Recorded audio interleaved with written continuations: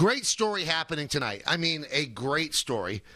Really an icon in this business. When you see Hank Aaron rounding the bases in his record-breaking home run, Craig Sager is right there on the field next to him. That's how long Craig's been doing this, but he hasn't been working for the last 11 months.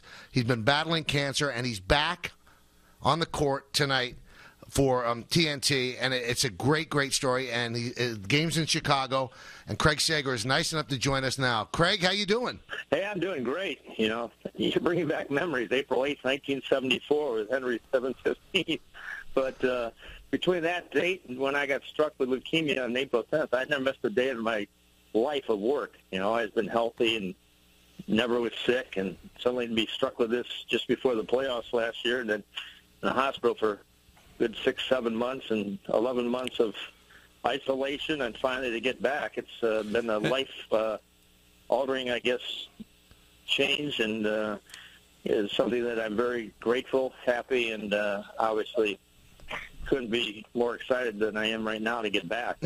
Some people said, you know, what's it like? I go, I guess it's like the first day of school. You know, you've been to school before, but it's a different grade, and it's a year later, and just glad to be here.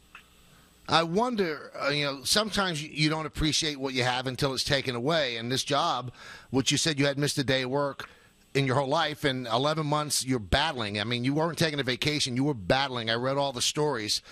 When you're getting ready to go on the air tonight, do you appreciate it more than you ever did? Well, I always appreciated my job. I thought I had the greatest job in the world.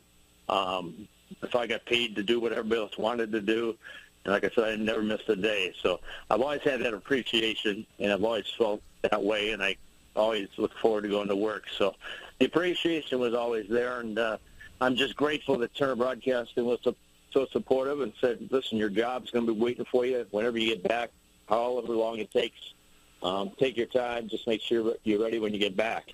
And now that I'm back, yeah, it's one of those things that, you just cherish every moment and think about, what you've gone through. And obviously the doctors were terrific and tremendous, and they've allowed me to get back doing what I love to do best. And so I'm very happy, grateful, and thankful, and looking forward to it.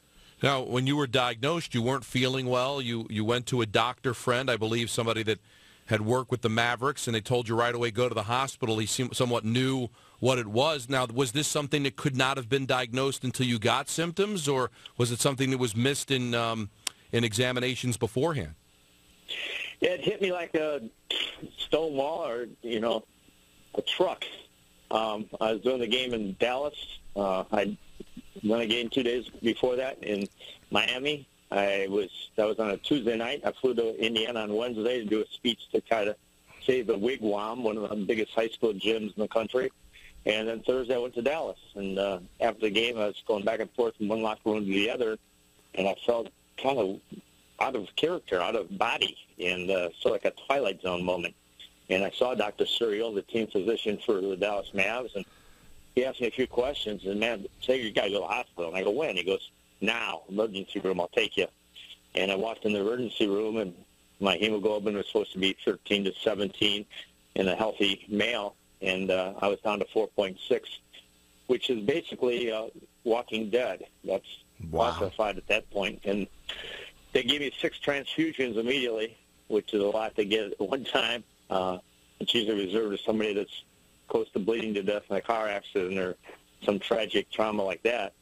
And they kept me alive over the weekend and tried to do all sorts of tests. And I didn't want to be stuck in the Dallas hospital. I knew something was wrong. So I had Stacy come down, and she got me, put me in a wheelchair, took me to the airport, and we flew to Atlanta. And I went to one hospital for 4 days while they did all sorts of tests. And first they said I didn't have anything cancerous. And then they came back and said they got a second opinion from Emory. The pathology report said I did have leukemia.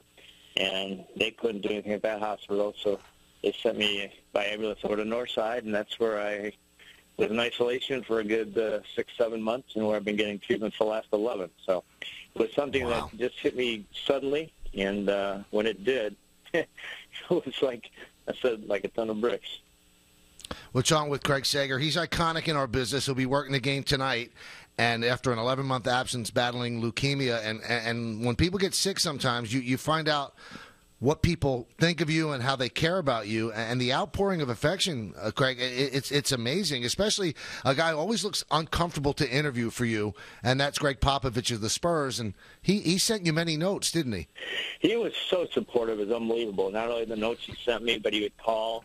I was calling my son all the time to see, how he was doing and asking about how I was doing, and even on days of games, he was checking in on me, and it was very amazing. And Adam Silver, the commissioner, called me last night. Usually when the commissioner calls you, it means that you're in trouble. What did I do wrong? What did I say wrong about the salary cap? What was I wearing that he didn't like? But no, he's just say, we're looking forward to this moment. You're part of the NBA. Glad to have you back.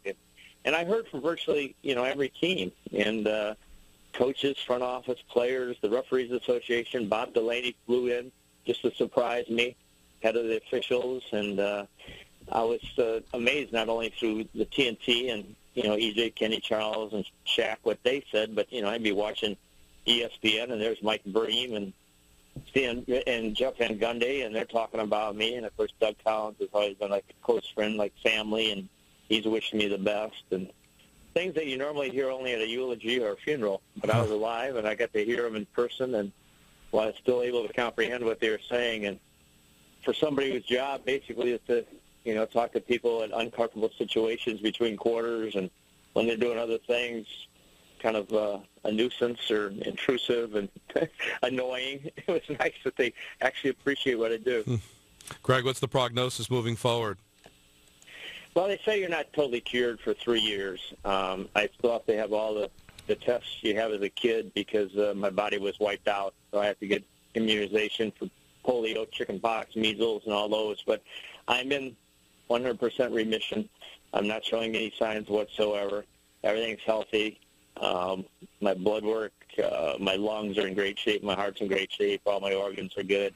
And it's one of those situations where, you can't say that you're cancer-free forever, but I am cancer-free for the moment. And I think we won the battle, and I'll just keep being thankful every day I'm alive, and hopefully that's the end of my ordeal. Well, God bless. And before we let you go, we'll have a little fun. Do you have something special picked out to wear tonight? Yeah, all my other clothes I've been wearing. I lost like 50 pounds, so they didn't fit. So I had to have something new made. And so I showing a little love for the Bulls. I married a Lovell Bull, one of the dancers for the team, and I'm from here. Went to Northwestern. I've got a lot of family, friends here, and I feel comfortable. So I maybe I don't think you'll think I'm Benny the Bull tonight, but I definitely will look like his twin. Well, have a great time. Really enjoy this. You've probably been counting down the days, and people have missed you on the air. We have, and that's why we wanted to talk to you, and it's such a great thing that you've made it through these 11 months and back on the air. So very, very cool. Thank you very much. I actually thought I was going to be back for baseball postseason. It was a little bit longer period than I thought, but it was well worth it, and I'm glad to be alive and well.